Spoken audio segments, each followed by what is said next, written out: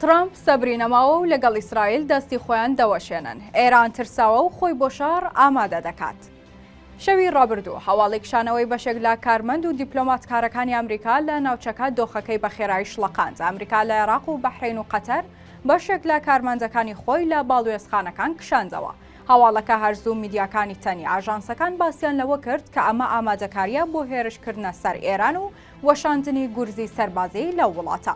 دۆناڵد ترامپی سەرۆکی ئەمریکا هاتە دەنگ و دڵنیایی دالەوەی کە بەهۆی مەترسیەوە کارمەندەکانیان لە ڕۆژهەڵاتی ناوەڕاست دەگوازنەوە و وتیشی ئێران نابێت چەکی ئەتۆمی هەبێت.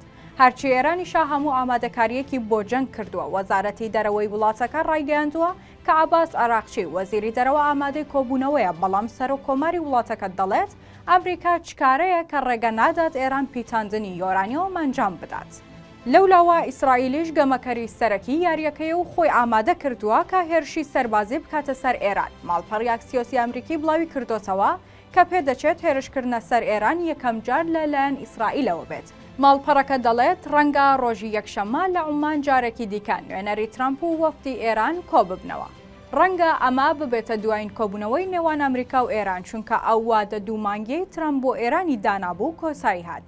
ترامپ سەبری نەماوە و بە کەسێکی بێحەوسەڵە ناسراوە، بۆیە نایەوێت لەوە زیاتر کات بدات بە ئێران. هەرچی ئێرانیشە کە زیاتر ئیدارەی ئەزمەکە دەکات و کات دەکوژێت تا ئێستا نەچۆتە ژێرباری داواکاریەکانی ئەمریکاوە. هەر بۆیە پێدەچێت گورزی سەربازی لە ئێران بوەشێنرێت. بە جۆرێک ڕەنگە توانە سەربازی و ئابوووریەکانی ئەو وڵاتە پەک بخرێت کە ئێران توانایی جارانی بۆ نەگەڕێتەوە. ئاماژەکان بەو جۆرەن کە ئیسرائیل و ئەمریکا دەیانەوێت بە یەکجاری نینۆکی ئێران بکەن و دەست و پەنجەکانیشی لە ناوچەکەدا ببڕن. پێشاتەکان گەرم و چاوەڕوان نەکراون. پێدەچێت تا هەفتەی داهاتوو جوڵە و بڕگاری ئەمریکا کاریگەری و گۆڕانکاری گەورە لە ناوچەکەدا دروست بکات.